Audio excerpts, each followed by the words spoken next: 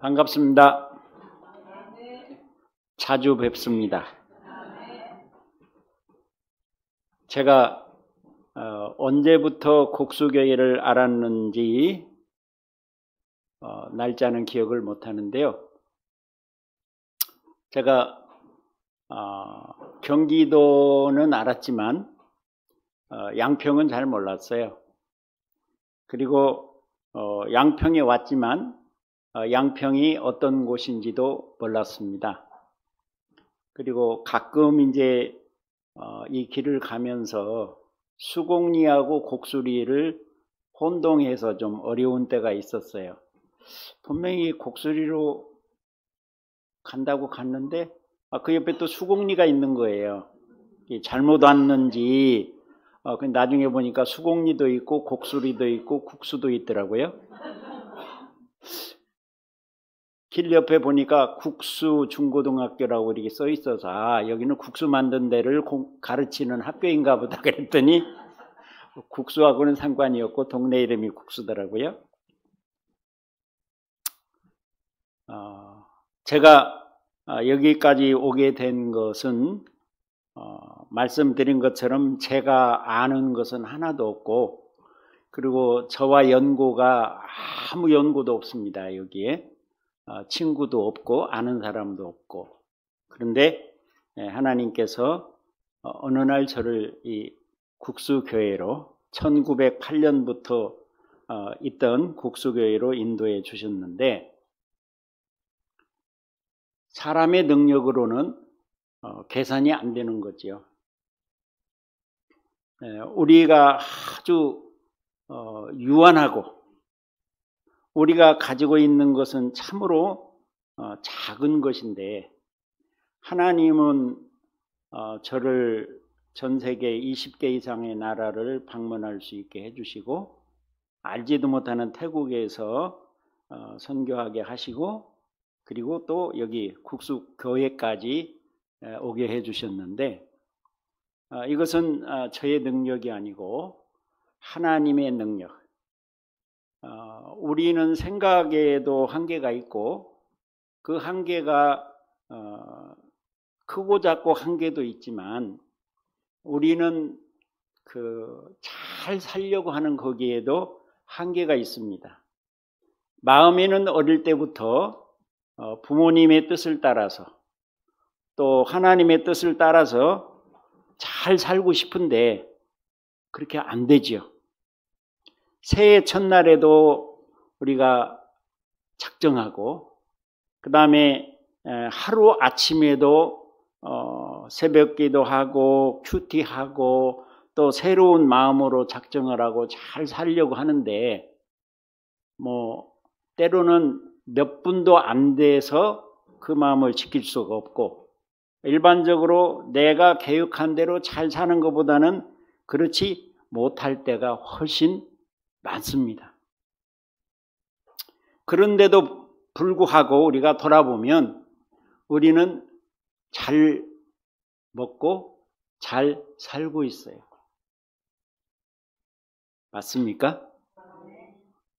우리에게는 수많은 위험도 있고 어려움도 있고 계산할 수 없는 문제들도 있고 내가 감당할 수 없는 많은 일에도 직면을 하는데, 그럼에도 불구하고 우리가 잘 살고 있고, 많은 사람들이 하나님 믿고 천국의 소망을 가지고 행복하게 잘 살기를 원하지만 그렇지 못한 사람이 더 많습니다. 현재 대략적으로 우리 한국에 교회 다니는 사람들이 우리 인구의 10% 정도, 이렇게 어떤 통계를 보면 천주교까지 합쳐서 15% 정도 이렇게 얘기하기도 합니다. 그런데 제가 엊그제 이렇게 인터넷을 확인해 보니까 현재 교회를 다닌다고 하는 사람들 중에 교회 예배를 그래도 신앙적으로 참석하는 사람은 70% 정도다, 그렇게 얘기하더라고요. 그럼에도 불구하고 우리 한국 교회는 살아있는 교회이고 전 세계에 선교사를 두 번째로 많이 보내는 나라이고, 그리고 교회가 존재함으로 국가가 존재하고, 교회가 힘있게 역사함으로 이 나라와 민족에 소망이 있다고 얘기를 합니다.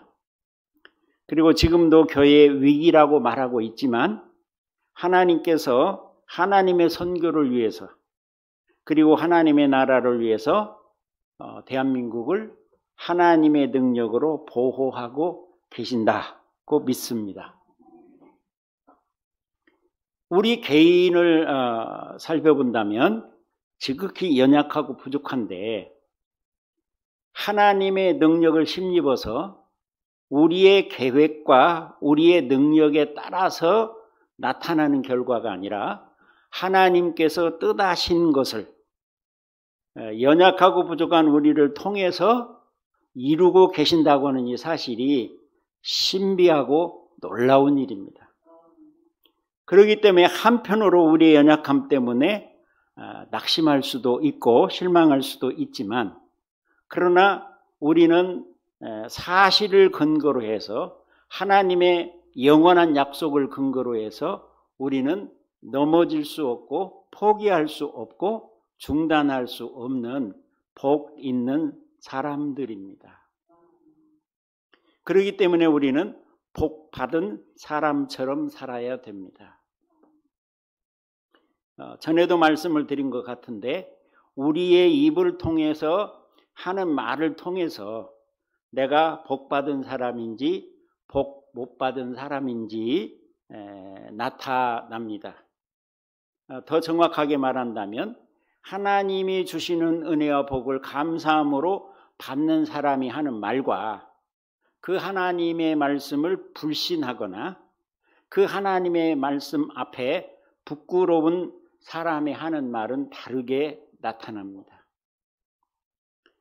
우리가 이 세상에서 잘 사는 비결은 우리의 입술을 통해서 어떤 상황에 있든지 간에 감사로 나타날 때 그의 삶은 성공적이고 그의 삶은 신앙적이고 그는 잘 살고 있다고 할 수 있습니다. 우리가 당하는 어려움만 생각한다면 하루도 만족하거나 감사하거나 또는 다른 사람을 위해서 베풀기에는 우리의 삶이 너무도 부족합니다. 그렇지만 하나님께서 우리에게 주신 신비한 능력은 그럼에도 불구하고 24시간 감사하고 또 다른 사람들을 배려하고 그리고 우리의 공동체와 우리의 가족을 위해서 헌신할 수 있는 능력을 주셨습니다. 신비한 은혜지요.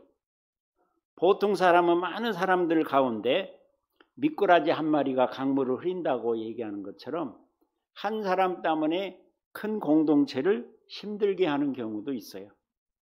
우리는 우리의 존재를 자랑하거나 과시하거나 하지 않지만 내가 하나님의 은혜 아래서 하나님의 말씀을 따라서 성실하게 살려고 하는 하루하루 한 시간 한 시간이 우리 모두에게 복이 되기도 하고 아브라함을 통해서 약속해 주신 것처럼 우리의 삶이 우리를 위해서 복의 근원이 되고 축복의 통로가 되기도 합니다. 이것은 우리가 하나님을 알았기 때문에 하나님이 주시는 은혜 아래 살기 때문에 우리의 삶 속에서 실현되어지는 기적이고 신비한 능력이라고 믿습니다.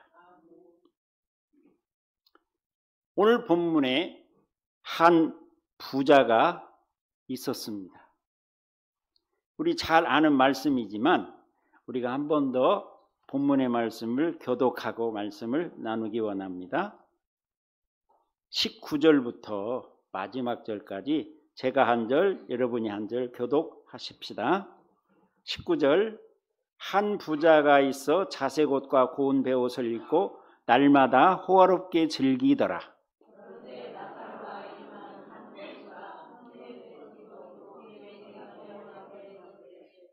그 부자의 상에서 떨어지는 것으로 배불리려 하며 심지어 개들이 와서 그 헌대를 핥더라.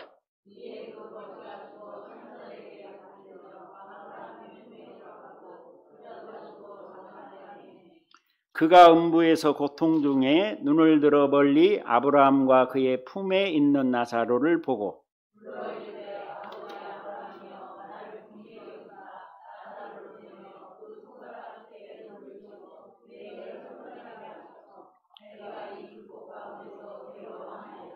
아브라함이 이르되 예 너는 살았을 때에 좋은 것을 받았고 나사로는 고난을 받았으니 이것을 기억하라. 이제 그는 여기서 위로를 받고 너는 괴로움을 받느니라.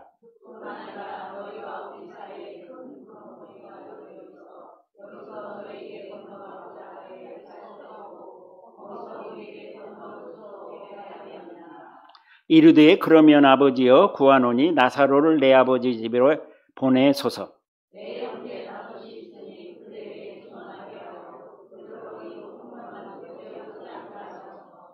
아브라함이 이르되 그들에게 모세와 선지자들이 있으니 그들에게 들을지니라.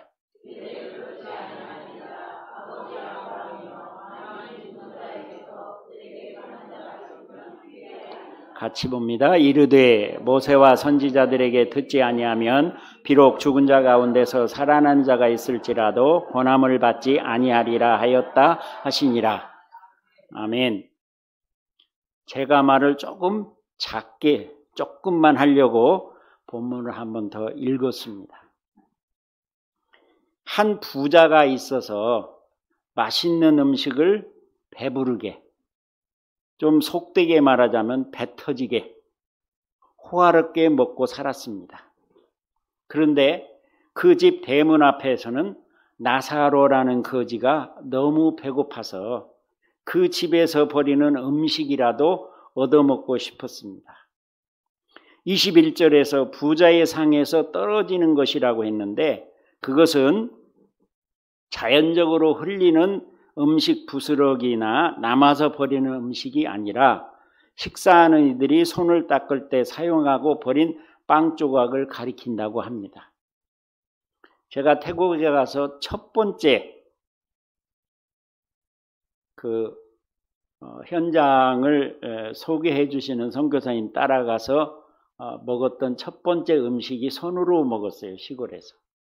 근데 그 쌀밥을 손으로 이렇게 뭉쳐 가지고 이게 소스를 찍어 먹기도 하고 반찬을 먹기도 하는데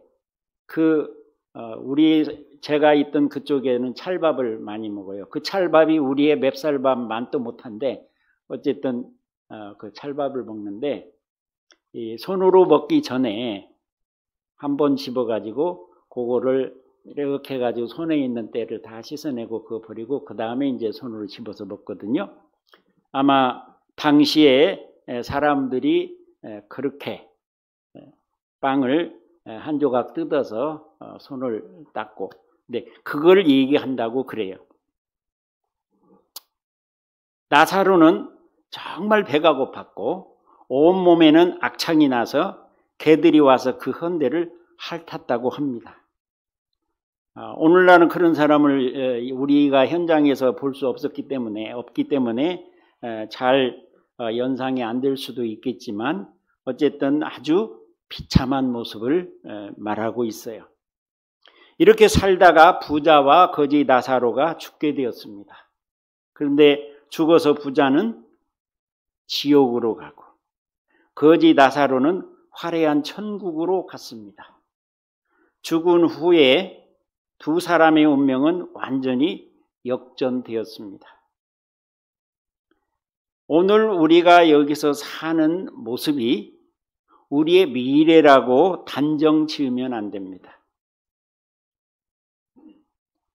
우리가 하나님을 모시고 사느냐 아니냐에 따라서 잠깐 동안의 이 세상과 영원한 미래는 완전히 뒤집힐 수도 있습니다. 그렇기 때문에 지금 현재 우리는 잘 생각하고 살아야 됩니다. 죽은 후에 부자와 나사로의 삶은 이 세상에서 사는 사람들의, 부자와 가난한 사람들의 극단적인 차이를 보여주지만, 실상 예수님께서는 비유를 통해서 이 부유함과 가난함이 이 세상에서 권력과 돈의 차이가 아니라 천국과 지옥의 차이를 비유로 설명해 주시는 것입니다. 우리는 그 고통스러운 지옥에 갈 수 없습니다. 가서도 안 됩니다. 그리고 원하지도 않습니다. 그런데 그 지옥은 실제로 있습니다. 지옥이 실제로 있다면 천국도 실제로 있습니다. 내가 지옥에 있을지 천국에 있을지는 죽은 후에 알 수 있는 것이 아니고 지금 내가 천국에 있는지 지옥에 있는지 알 수가 있습니다. 왜냐하면 천국에 있는 사람은 천국을 알고 지옥에 있는 사람은 지옥을 알죠. 그래서 스스로 말하기를 내 삶은 지옥 같아. 그분은 천국을 모르는 거죠. 남들이 보기에는 그 사람 정말 불쌍한 것 같고 지독하게 힘들게 사는데 그의 입술에서는 찬양이 끊이지 않고 그의 입술에서는 그럼에도 불구하고 감사하고 그럼에도 불구하고 다른 사람을 살피고 배려하고 그러면 영적인 영역에서 그는 지금 천국에 살고 있는 것인데 앞에 말씀드린 것처럼 이것은 나의 인간적인 능력이 아니고 하나님의 은혜를 힘입은 신비한 능력이죠. 그렇다면 천국과 지옥은 굳이 내가 죽은 후에 확인하지 않더라도 분명하게 천국도 있고 지옥도 있는데 우리는 그것을 부인하려고 하죠. 근데 그럴 수 없습니다. 우리는 하나님의 영원한 처소로 주민등록 완료해 주셨습니다. 그래서 하나님께서 말씀하시기를 우리의 이름이 어디에 있다고요? 하나님의 생명책에. 사탄이 우리를 많이 유혹하고 속이기도 하고 거짓말도 하고 하지만 바꿀 수 없습니다. 하나님께서 하나님의 생명책에 기록하셨으면 그러면 영원히 바꿀 수 없습니다. 그런데 혹시 우리 중에 나는 지은 죄가 많아서 지옥에 떨어질까 봐 걱정되는 분이 있으십니까? 양심에 솔직히 말씀해 보세요. 혹시 그런 분이 계시다면 나중에 담임 목사님을 조용히 찾아가셔서 살려달라고 겸손하게 도움을 요청하시기 바랍니다. 절대 지옥에 가시면 안 됩니다. 아브라함이 지옥에서 고통받는 부자에게 말합니다. 네가 세상에서 어떻게 살았는지 기억해라. 배고파서 죽어가는 나사로에게 네가 밥 먹을 때 손을 닦았던 빵 부석이라도 얻어먹기 원하는 나사로에게 그것마저 주지 않았다. 그러니 네가 나사로에게 물 한 방울을 얻어먹을 자격이 없다. 살아있을 때 잘해야 한다. 살아서 하지 않으면 죽어서는 절대 기회가 없다. 천국과 지옥은 왕래할 수도 없고 바꿀 수도 없고 선택할 수도 취소할 수도 없다. 이런 것을 진리라고 그래요. 사실은 바꿀 수 없어요. 믿을 수도 있고 안 믿을 수도 없지만 결과는 사실대로 되고 진리는 드러날 수밖에 없습니다. 그래서 연약한 우리가 하나님 앞에서 은혜 받고 살아갈 수 있는 비결은 물론 완벽하게 잘 살면 좋겠지만 그런 능력이 우리에게 없어요. 그래서 회개하고 하나님의 자비와 긍휼을 따라서 용서받고 그 사랑 아래 살아가는 방법밖에 없습니다. 그래서 솔직해야 하고 겸손해야 하는데 나는 능력이 없지만 하나님의 능력이 함께 하시면 오전에 목사님께서 질그릇 안에 담겨진 예수 그리스도 그 주님이 내 인생의 주인이 되시고 나와 함께 하시면 우리는 그분의 약속대로 복받은 삶을 살 수 있습니다. 부자는 지옥에서 그저 절망할 수밖에 없었습니다. 그렇지만 부자가 아직 살아있는 자기 형제 5명을 기억했습니다. 그들은 아직 살아있으니 천국을 선택할 기회가 있었습니다. 그래서 다시 아브라함에게 부탁합니다.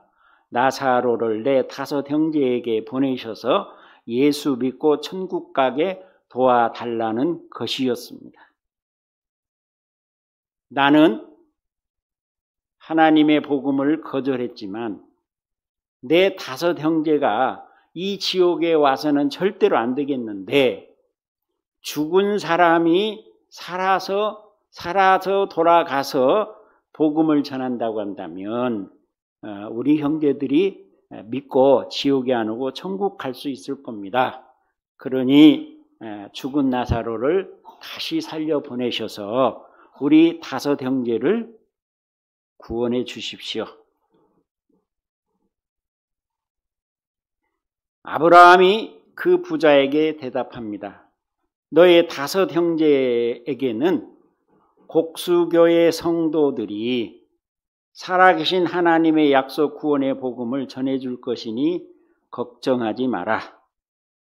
너희 5 형제들이 곡수교의 성도들의 전도를 받아들이지 않는다면 비록 죽은 사람이 다시 살아나서 전도해도 듣지 않을 것이다. 죽었다 살아서 돌아온 사람의 전도보다 지금 살아서 참신앙으로 전도하는 곡수교의 성도들의 증거가 더 효과적이다. 여러분이 돌아가신 후에 다시 부활해서 전도하실랍니까? 아니면 지금 관 짜기 전에 하실 겁니까?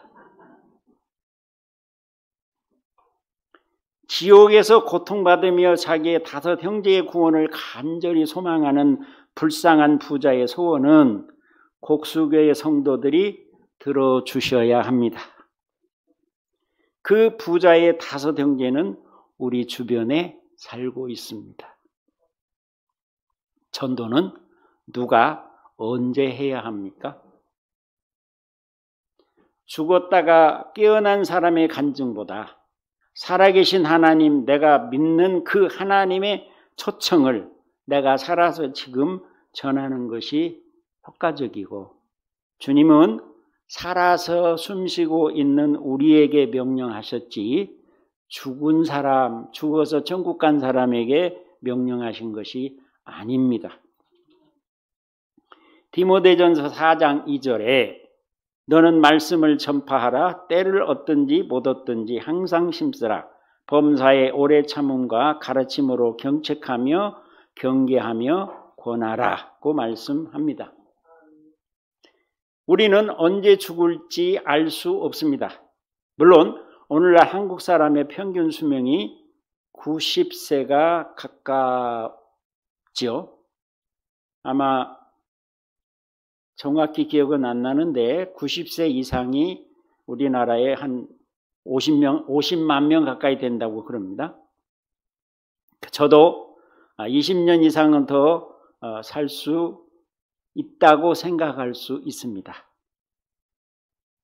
그런데 잠깐 한눈 팔다 보면 20, 30년은 순식간에 가버린다는 사실을 기억해야 합니다.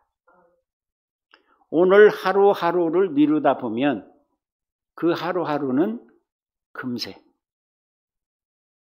10년, 20년이 될 수도 있습니다. 다른 사람이 나를 전도하기 전에 마귀가 나를 속여서 전도하고 이단이 나를 속여서 유혹하기 전에 내 소속을 확실히 하고 하나님의 복음을 이 5 형제의 탈을 쓰고 아직 고집부리며 살고 있는 우리 주변에 그리고 나와 관계 있는 사람들에게 곡수교의 성도들이 나서야 할 때입니다. 그러니 전도하기에 적절한 때를 찾지 말고 지금 내가 그에게 복음을 전해야 한다는 것입니다. 지옥에서 돌이킬 수 없는 영원한 고통에 빠진 부자는 그 5 형제에게 전도하기를 열망합니다. 다시 말씀드려서 우리는 누구에게 복음을 전해야 합니까? 그리고 왜 복음을 전해야 합니까? 내가 복음을 전해야 한다는 이유는 분명히 아셨죠?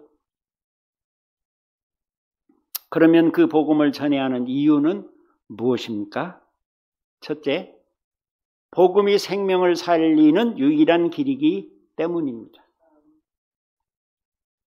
다른 여러 가지 일들은 그 생명의 복음을 전하기 위한 수단이고 통로고 방법이고 기회이겠지만 본질적으로 필요한 것은 생명을 살리는 복음입니다. 요한복음 14장 6절에 내가 곧 길이요 진리요 생명이니 나로 말미암지 않고는 아무도 아버지께로 올 자가 없느니라.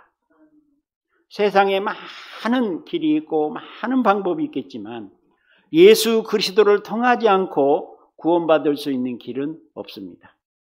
세상에 수많은 종교가 있지만 죄로부터 구원받을 수 있다고는 말은 단 한 줄도 어느 경전에도 없습니다.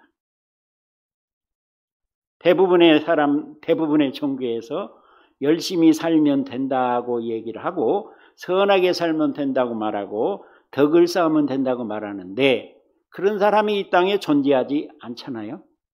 그러면서 그들이 행하는 삶은